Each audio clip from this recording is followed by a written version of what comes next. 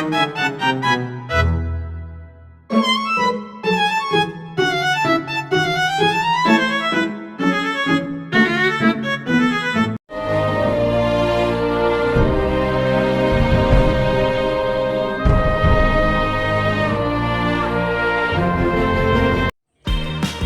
lahan yang secara alamiah terbentuk dari proses kegiatan makhluk hidup serta bentuk lahan yang dihasilkan oleh aktivitas organisme.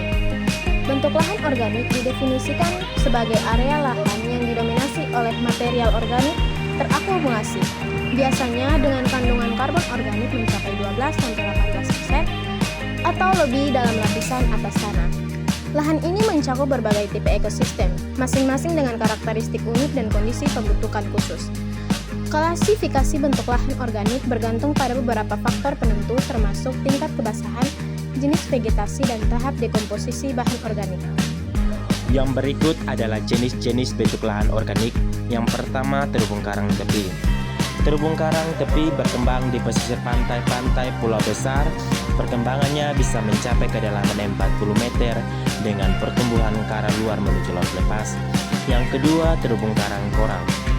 Terumbu karang koral merupakan komponen yang dari ekosistem laut sebagai media atau tempat perkembangannya semua biota laut. Yang ketiga, terumbu karang cincin. Terumbu karang cincin yang terbentuk dari cincin yang mengelilingi batas dari pulau-pulau vulkanik yang tenggelam hingga tidak terdapat pembatasan dengan daratan. Yang keempat, terumbu karang penghalang. Terumbu karang ini terletak pada jarak yang relatif jauh dari pulau sekitar 0,52 ke arah laut lepas. Terumbu karang pada kedalaman 1000 kaki atau 300 meter. Proses pembentukan bentuk lahan organik. Bentuk lahan asal organik ini diproses melalui bentuk lahan yang dihasilkan oleh aktivitas organisme. Contohnya adalah terumbu karang dan pantai bakau. Bentuk lahan organik didefinisikan sebagai area lahan yang didominasi oleh material organik terakumulasi, biasanya dengan kondisi karbon organik mencapai 12-18% atau lebih dalam lapisan atas tanah.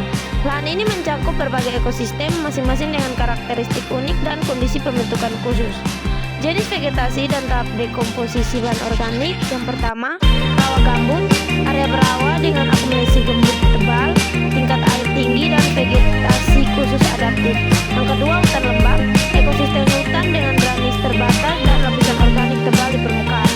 Yang ketiga, mangrove, vegetasi berkayu di zona pasang surut dengan tanah organik berlumpur kaya nutrisi. Dampak aktivitas manusia merusak terumbu karang dan pantai bakau pada bentuk lahan organik. Yang pertama, rusaknya terumbu karang dan pantai bakau menyebabkan terjadinya tsunami. Yang kedua, kehidupan di alam laut akan terancam berbagai biota laut, kehilangan tempat tinggal dan sumber makanan. Yang ketiga, rusaknya pantai bakau yang terkara mangrove. Mangrove memiliki akar yang rapat dan kuat sehingga mampu menahan air laut, mengurangi limpasan air pasang, menjebak sedimen. Jika mangrove ditebang atau rusak, air laut mudah masuk ke daratan dan jeruk terjadi lebih sering, kemiskinan pesisir terendah, jalan dan fasilitas umum. Yang keempat, rusaknya pantai bakau akan membuat pantai mengalami erosi. Manfaat terumbu karang. Pemanfaatan terumbu karang. Terumbu karang sangat bermanfaat bagi lingkungan, perekonomian, dan kehidupan di laut.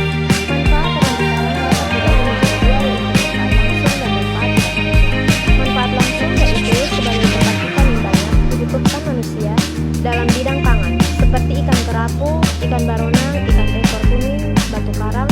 Pariwisata, wisata bahari melihat perubahan bentuk dan datanya, penelitian dan pemanfaatan biodata, perairan lainnya yang terkandung di dalamnya.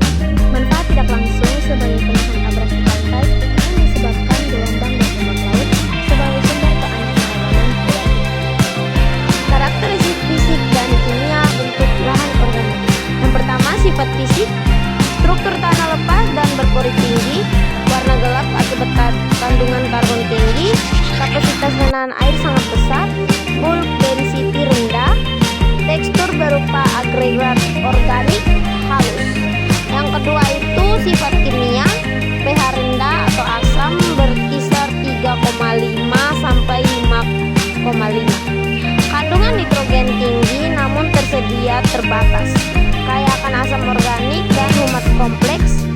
intensitas tukar karbon tinggi, kandungan karbon organik 40-60%, berat kering. Sifat-sifat ini menciptakan lingkungan yang sangat berbeda dari tanah mineral biasa. Ketahanan fisik rendah, pembuatan tanah organik rentan terhadap pemadatan dan degradasi. Namun, kemampuan menahan nutrisi dan air menjadikan lahan ini amat berharga untuk pertanian berkelanjutan ketika dikelola dengan bijak. Yang berikut studi kasus bentuk lahan organik di Indonesia. Indonesia memiliki lahan gambut terluas di Asia Tenggara, mencakup sekitar 21 hektar yang tersebar di Kalimantan, Sumatera, dan Papua. Lahan organik ini mendukung hutan hujan tropis yang sangat kaya akan keanekaragaman hayati, termasuk spesies endemik seperti orang hutan dan harimau Sumatera.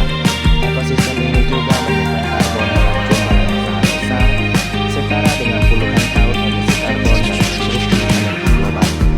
Yang pertama, Kalimantan. Rawa gambut Tanjung Puting dan Delta Mahakam memiliki tingkat endemisme tertinggi dan produktivitas biologis maksimal. Area ini mendukung populasi orang hutan terbesar dan ekosistem mangrove yang luas. Yang kedua, Sumatera. Rawa gambut Kampar dan Padang memiliki nilai kelestarian global untuk biogeografi dan mamalia besar. Restorasi dan perlindungan area ini menjadi prioritas nasional. Yang ketiga, Papua. Rawa gambut Wasur dan Maroke menjadi titik pertemuan antara ekosistem Asia dan Australia dengan keanekaragaman hayati unik dan endemisme tinggi. Namun, konversi untuk perkebunan kelapa sawit, industri kayu, dan drainase pertanian telah mengancam keberlangsungan lahan organik Indonesia secara serius. Degradasi ini menyebabkan pelepasan karbon masif dan hilangnya keanekaragaman hayati yang tidak dapat dipulihkan. Peran penting bentuk lahan organik dalam lingkungan global. Bentuk lahan organik memberikan kontribusi signifikan terhadap kesejahteraan lingkungan global melalui berbagai layanan ekosistem kritis. Meskipun hanya mencakup 3% dari permukaan daratan bumi, lahan ini menyimpan hampir sepertiga dari seluruh karbon yang tersimpan di tanah global. Fungsi ini menjadikan bentuk lahan organik sebagai aktor utama dalam regulasi iklim planet. Penyimpanan karbon menyimpan 550 miliar ton karbon, lebih besar dari semua hutan dunia. Purifikasi air, menyaring dan membersihkan air, melindungi sumber air bersih. Regulasi hidrologi, menyerap dan melepas air secara bertahap, mengurangi banjir dan kekeringan. Penyediaan nutrisi, mensirkulasikan nutrisi penting melalui ekosistem dan sungai. Layanan ekosistem ini memberikan nilai ekonomi yang sangat besar dalam bentuk layanan penyangga kehidupan yang tidak dapat digantikan dengan teknologi manusia. Kesimpulannya, bentuk lahan organik merepresentasikan salah satu aset lingkungan paling berharga dan terancam di planet ini. Pemahaman komprehensif tentang ekologi, fungsi, dan nilai layanan ekosistem mereka sangat penting untuk kelestarian jangka panjang. Penelitian berkelanjutan